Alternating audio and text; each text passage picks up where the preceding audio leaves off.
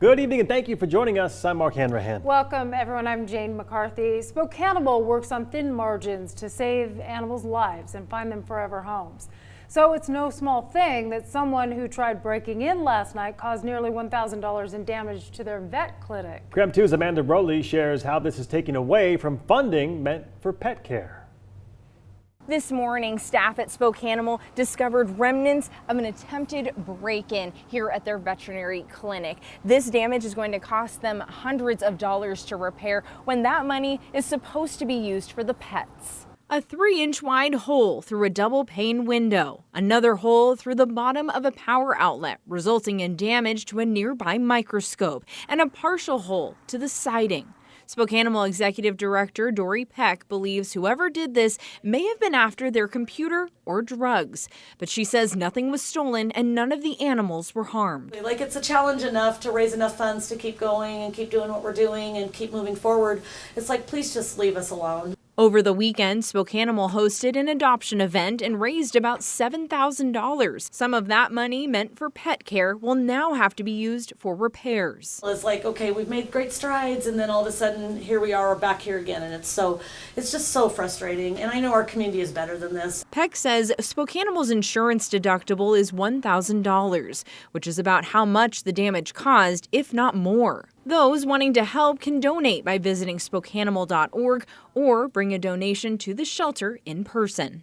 In addition to making repairs here, Spokane plans to add additional lighting on the side of the building as a way to hopefully deter future break-ins. Amanda Rowley, KREM 2 News.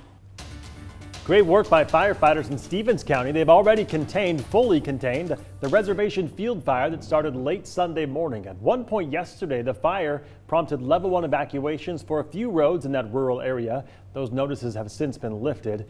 The fire ended up burning about 28 acres a few miles southwest of Springdale. No word yet on what started the fire. NASA captured this eerie and rare image of a fire cloud above the Williams Flats fire in Ferry County. Fire clouds are caused when fire lofts enough heat and moisture into the atmosphere and produces thunderstorms. Scientists describe them as large chimneys transporting large amounts of smoke into the lower stratosphere. There are very few photos of fire clouds like this, so NASA scientists feel lucky to have captured this one, especially one taken from the sky. While the Williams Flats fire is still burning, look at the difference a week and a half makes. On the left, that's what it looked like from the Whitestone Fire Lookout about 10 days ago. On the right, that's today. We like today much better, don't we? At last check, the Williams Flats fire is about 45,000 acres, 85% contained now. Some level 1 evacuations remain for areas near the fire, but things much better there tonight. Well, this week's forecast could impact the wildfires burning in our area as well. That's right. Tom Sherry is tracking possible showers and some windy conditions later this week. Tom? Yeah, and some real heat expected on Tuesday and again on Wednesday. And then I think we're going to see a big cool down as we head into Thursday, but also a chance of a few showers and some breezy conditions. Take a look at this. We're at 84 degrees right now. Wind is out of the south-southwest at 8 miles an hour. High pressure is our dominant weather feature right now, forcing the storm track to the north of us up into British Columbia. We'll look for a very warm evening, mild overnight with a low of 57. There's the heat, folks. 92 on Tuesday. Sunshine. It won't remain hot all week long, though. I think just a couple of days when it gets pretty intense like that. For the weekend, we're back down into the low 80s. Saturday, partly cloudy, sunny and 82 on your Sunday. We'll take a look at your 10-day outlook coming up in a few minutes. Sounds good, Tom. Thank you very much. A runaway dump truck caused some serious damage in Seattle's Pioneer Square this morning. Police say the driver lost control, hit a pedestrian and 3 vehicles before crashing into a Subway sandwich shop. 4 people went to Harborview Medical Center with injuries ranging from serious to minor. As you can see, the building that houses the Subway, well, that does have some structural damage, so firefighters had to evacuate that building.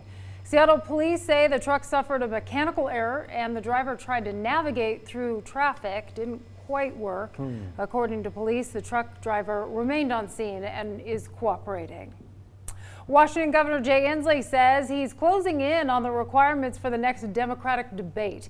He says he's 1,500 donors shy of meeting that threshold. Yeah, so to qualify for the next debate in September, candidates need to have at least 130,000 donors and register at least 2% support in 4 different polls. The governor has until August 28th to make the cutoff. Right now, 9 candidates have already qualified. The next Democratic debate's scheduled for September 12th and the 13th. Crews are getting back to work at the Notre Dame Cathedral. Construction was suspended a few weeks ago. Investigators wanted to protect crew members from lead pollution. About 300 tons of lead melted onto the building's spire and roof during that massive fire in April. Workers now have more protective gear, and a new decontamination unit is installed as well. It will alert crews if lead levels get too high. The cathedral and its adjacent garden have been closed to the public since that fire and will likely stay closed until further notice. French President Emmanuel Macron has said in the past he wants Notre Dame rebuilt within 5 years, but construction experts do not think that is possible. And a memorial for the Boston Marathon bombing is getting the final touches now. A collection of stones representing the victims have been placed at the 2 bombing sites. The artist who created the memorial spent a lot of time consulting with victims' families. He says each piece of stone comes from somewhere meaningful to the victim. The memorial took about 4 years to finish. The New York police officer involved in the death of an unarmed black man lost his job today. The city's police commissioner made the announcement. The decision comes 5 years after Eric Garner was killed. An autopsy found the man's death was caused in part by a chokehold. The case was ruled a homicide. Video of the arrest triggered nationwide protests against police use of excessive force. Garner's children say they are happy with the decision, but will continue to fight for a law in their father's name.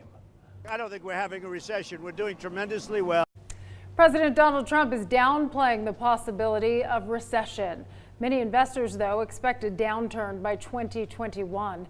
This comes after last week's stock market plunge. More trade talks with China are scheduled this week. If these negotiations go well, White House administrators say a Chinese delegate may soon visit the U.S. to try to hash out an agreement.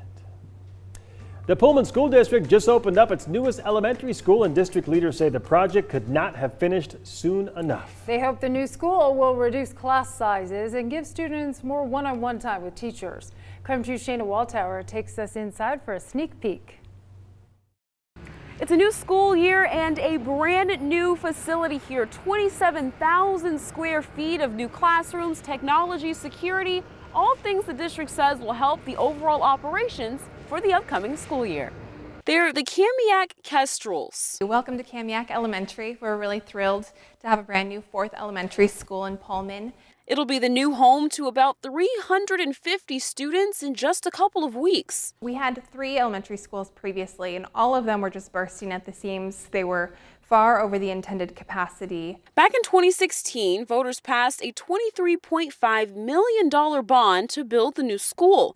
And after that, there were about 2 years of construction. And now this is the result. So this is our beautiful library. Shannon Foch, a spokesperson for the Pullman School District, says the school is bringing quite the relief to others in the area. With the opening of Kamiak Elementary, all of the schools will realize smaller class sizes and get back to using just our regular general education classrooms. It's an improvement that's also brought some technology updates inside. We have what's called untethered teaching stations, and so each of our teachers has a large flat screen TV instead of a projector screen in their classroom, and then they also have their own tablet that's cordless, so they're able to instruct from their tablet to the TV screen from anywhere in their classroom.